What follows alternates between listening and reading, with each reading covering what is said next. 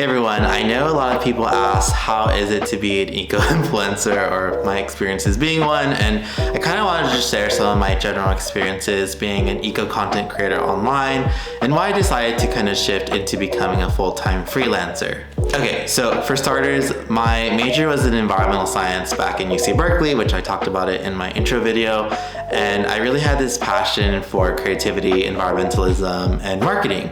And my first job out of college was like at a creative agency that I was really exploited. It was such a horrible job. But I worked at a lot of sustainability companies and I realized that, I wasn't really being paid equitably for the work I was doing, right? Most starter salaries that I was receiving after postgrad were like 40 to 60K in the range.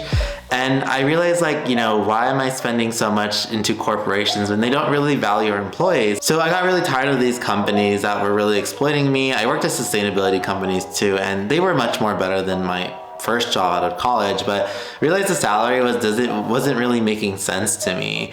And so as I was building QueerBrownVegan, I would notice and realize that I was making much more money than what I was doing, and I really loved the work I was doing, right? I was my own boss. I never had to be corrected. I never had to be checked on. And so that was something much more better where I was able to decide hours. And I think that in this capitalist structure that we live in today, which is an 8 to 5 job, a lot of people do have flexibility, but a lot of people who are working class don't have that privilege and accessibility. And so I acknowledge that. And I think as being an eco-content creator online, some of the issues that have been brought upon is the idea of why do eco-influencers or eco-creators do ads when they're anti-capitalistic?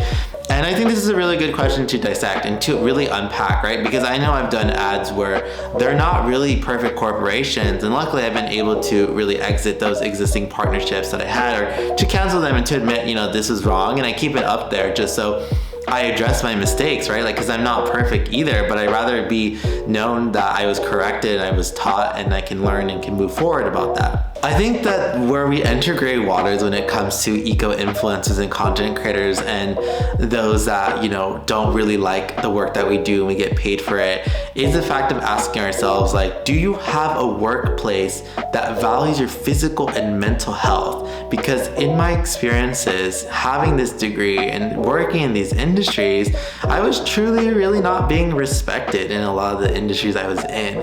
And so I think a lot of Generation Z and millennials do attach this idea of influencer culture because it seems like a better lifestyle and a much more sustainable option. But there also comes issues where I've also honestly have overworked myself. There's some days I've been working since 10 a.m. till 10 or 11 p.m. at night, and I sometimes don't really make track of these notes. And so these are kind of realities where I've been taking much more serious about my physical and mental health because I was so bad at creating a schedule when I first went freelance. I was how do I eat lunch and dinner? How do I make sure I have a snack? How do I make sure I go for a walk? And so those are things that I really want to be learning and how I can become a better environmentalist in this movement. But also just recognizing that, no one's really perfect. I understand that sometimes our messaging gets diluted when you're doing ads because it shows that you're choosing a corporation. But I think we also need to unpack who has generational wealth. Something in my last video I kind of touched upon is the fact of in my experiences talking to a lot of eco-influencers of color, we notice how a lot of times often non-Black, Indigenous, people of color, or white folks are often more critical towards people of color doing these ads and criticizing us, when in reality, they don't really understand the depths of racial disparities, wealth inequality, that a lot of them that have benefited from slavery and capitalism reap the benefits today. And so it's not to say that you're hating them or screaming back at them. It's just the fact of yeah, I'll listen to your critique, but I also won't be listening to you when you're directly criticizing me and not providing opportunities for wealth redistribution. Because the reality is that okay, if I don't take any sponsored ads in this content creation space, which I do want to do in the future, do I go back to working a 9-to-5 job that's going to exploit me just so other people can't criticize me online? What type of system do we create? Because my philosophy, and something that I've talked a lot with my best friend Christy, is that, if these people are going to criticize you, then they better have direct grant opportunities that will self-fund your work, right? Or give opportunities to those who are willing to invest in your work. And because I'm not a nonprofit, that makes it so much even harder for me to get funding, because I'm not an NGO 501c3.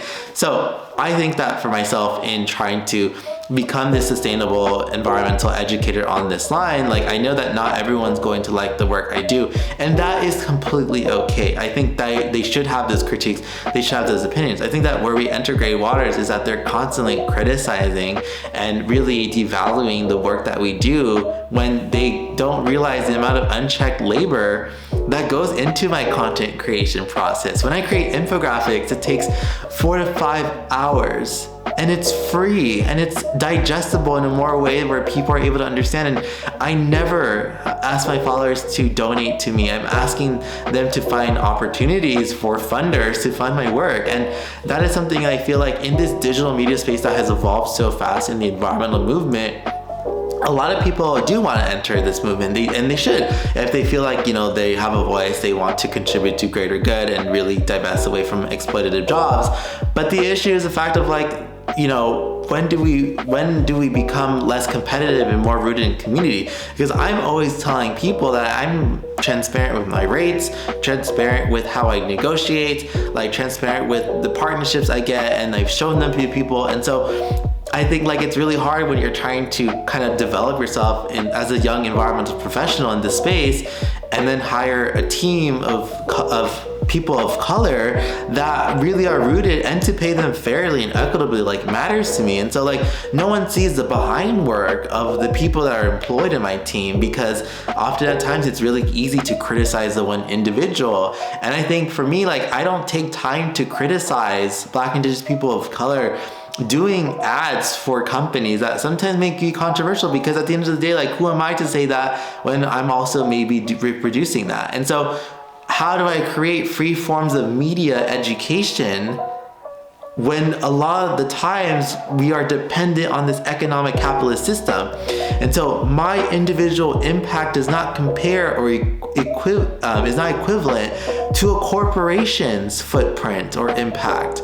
I think capitalism, and this is something that my friend at DT was talked about, is like, we live on this spectrum of capitalism, meaning, like, in the fact of, like, the way that we survive, we have to partake in these existing systems. Like, I don't know anyone who's able to opt out in this Western dominant system that we live in today, unless you have generational wealth that has allowed you to not having to worry about finances, think about your family, think about your economic future, think about your expenses. And that's something that, as a first generation, it's not so much of, like, me wanting to become this eco-capitalist, but rather to ensure, like, how do I find this safe zone where I feel more balanced in the work I do. And I think that pressure is always being placed on eco-content creators online. So being in this space, I've garnered a lot of community members throughout different platforms, and something I realized is, like, social statuses don't really matter. I say this phrase of decentering human narratives, and I don't mean decentering your identity, meaning, like, decenter your social status. Like, I truly, honestly, in this space, like, don't really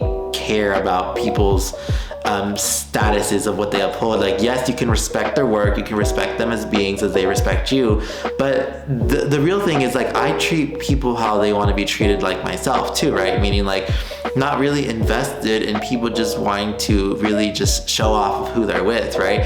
I want people to build sustainable relationships with me, meaning that, like, we get to understand each other's work, and we get to build on each other, and we also get to unlearn and relearn throughout the process.